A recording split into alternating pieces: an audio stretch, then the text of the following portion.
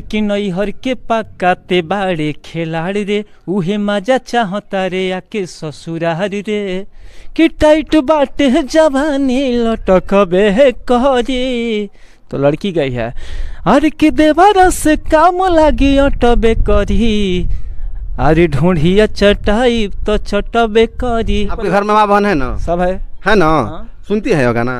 कहीं मेरा गाना आता है तो सब सुनता है, मतलब घर में सुना देते हैं। चलिए बहुत बहुत मुबारक। सब लोग ही होता है। मैंने तो सब लोग धोती खोल कर नाची तो तू नचबो ना? मन अगर तारे के अगर सब लोग पैंट खोल कर बीच बाजार में चौक पर नाची तो तू नचबो। भोजपुरी के चर्चित कलाकार कन्हैया चंचल जी हमारे साथ जुड़ चुके हैं और इनका हम मार्केट में एक गाना सुने थे कि पता नहीं क्या क्या कैसे दो चटवाई तो चटबे करब। तो इनका हम नाम जानते हैं क्या रखे हैं? ढोणी चटवा पार्ट 2, एगो ढोणी चटवा पार्ट 1 चंदन चंचल है, एगो ढोणी चटवा पार्ट 2 कन्हैया चंचल है। जानते हैं इनका नाम हम काहे रखे इस प्रकार से? अब चलिए पहले गाना सुन ही लेते हैं, उसके बाद अब जिक्र किया जाएगा। कि नैहर के पकाते बाड़े खिलाड़ी रे उहे मजा चाहता रे आके ससुरार रे कि टाइट बाटे जवानी लटकबे करी। तो लड़की गई है अरे कि देवरा से काम लागी अटबे करी, अरे ढूंढिया चटाई तो चटबे करी। अच्छा ये बताइए, ये गाना तो आपका काफी बज रहा है, लेकिन आप जिस गाने की जिक्र कर रहे हैं अभी हमारे सामने और मार्केट में आपका ये गाना बज रहा है, क्या ये गाना आप अपने परिवार सुनिए ना, आप अपने परिवार के साथ ये गाना सुन सकते हैं? सब मतलब अच्छा है तभी बज रहा है, मतलब अच्छा है तो बज रहा है। आप अपने परिवार के साथ सुन सकते हैं? कहीं पूरा सब जितना लोग है। आपकी हम बात कर रहे हैं, हम सारी समाज की बात नहीं कर रहे हैं, हम आपकी पर्सनल बात कर रहे हैं। ये गाना है तो मेरा भी। आपके घर में माँ बहन है ना? सब है ना? सुनती है ये गाना? कहीं मेरा गाना आता है तो सब सुनता है, मतलब घर में सुना देते हैं। चलिए बहुत बहुत मुबारकबाद आपके बाद। लेकिन चलिए अब आगे आ जाते हैं, हम समाज पर। अश्लील नहीं है ये, अश्लील नहीं है। काहे नहीं है? कैसे नहीं है बताइए तो। देवर भाभी का रिश्ता है, देवर भाभी का मजाक चलता है। सुनिए ना, आप जिस मतलब क्या है रिश्ता है तो ढूंढिए चटिएगा, ढूंढिए चट के रिश्ता बरकरार रहेगा।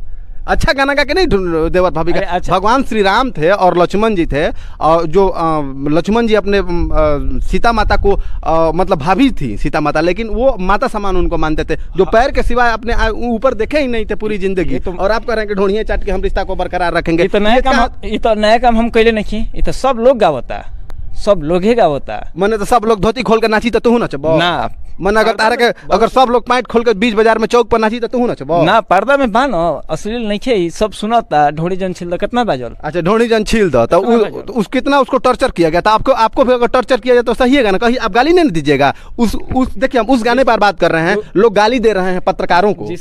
उस गाने को लेकर के पत्रकारों को गाली दिया जा रहा है। अच्छा है तो जो गाना अच्छा है तो अच्छा बज रहा है। अच्छा मतलब आपके नजर में ढोणी चटवा गाना अच्छा है? अच्छा नहीं है। इनके नजर में ढोणी चटवा गाना अच्छा है, कैमरा के सामने ये कह रहे हैं। जब मार्केट में बजता तो अच्छा बा। अच्छा एक बात बताइए कि बोल रहे हैं कि वो गाना में जो आप गा रहे हैं कि थोड़ा जो फीमेल वाला थोड़ा अंतरा गाइए ना।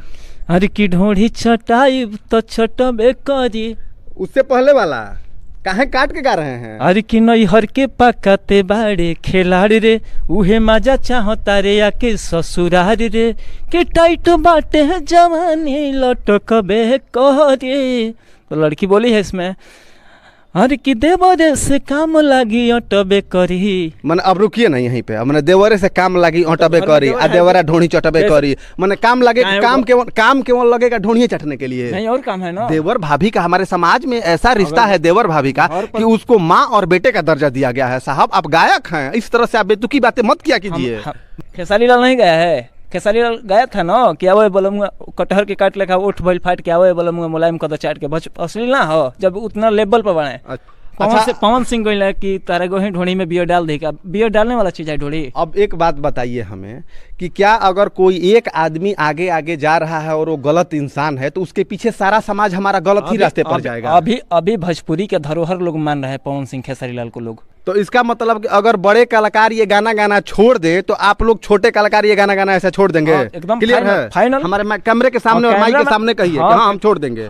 अभी तक तो हम गाए नहीं अपने जीवन में, ऐसा पहला गाना गाए हैं और हम अगर आप सब बढ़िया सुनब तो बढ़िया प्रस्तुत करब और कैले बानी 2000 बढ़िया गाना भी गाए हैं। कौन सा बढ़िया गाना गाए थोड़ा आप गा के सुनाइए तो हमारे दर्शकों को। गुरुजी का लिखा हुआ, जीतू जहर का लिखा हुआ गीत निर्गुण आइल बा।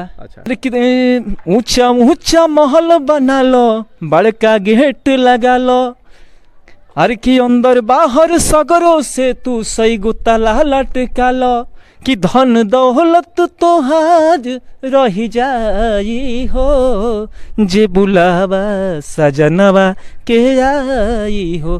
जानते हैं जितने भी ये भोजपुरी इंडस्ट्रीज के गायक हैं ये सभी लोग दर्शकों को दोष दे रहे हैं कि दर्शक सुन रहे हैं तो हम लोग परोस रहे हैं। कहने का मतलब है कि आप जो खाना खाइएगा, आपको जो चीज़ पसंद होगा वही नहीं लोग खिलाएंगे आपको। अगर आप मीट मांस खाइएगा तो मीट मांस परोसा जाएगा। अगर आप सादा खाना खाइएगा, शाकाहारी खाना खाइएगा तो आपको शाकाहारी चीज़ परोसा जाएगा। तो दोष हम दर्शकों को भी देंगे। और रही बात पत्रकारों की कि लोग पत्रकार को गाली दे रहे हैं, पत्रकारों को हमने बहुत मंच से सुना कि लोग पत्रकारों को गाली दिया जा रहा है कि पत्रकार मतलब प्रमोट कर रहा है बार बार अश्लील गानों को। साहब हमारा काम है सवाल पूछना, हम तो सवाल पूछेंगे। और जैसे इन्होंने अश्लील गाना गाया तो हम इनसे आकर के वो सवाल किए कि आपने इस प्रकार के आपने गाने क्यों गाए कि हमारे समाज को गंदा हो रहा है ऐसे गानों से। ये कन्हैया चंचल के साथ ये खास बातचीत हमारा कैसा लगा आप कमेंट बॉक्स में अपना जवाब जरूर दें। जय हिंद, जय भोजपुरिया समाज।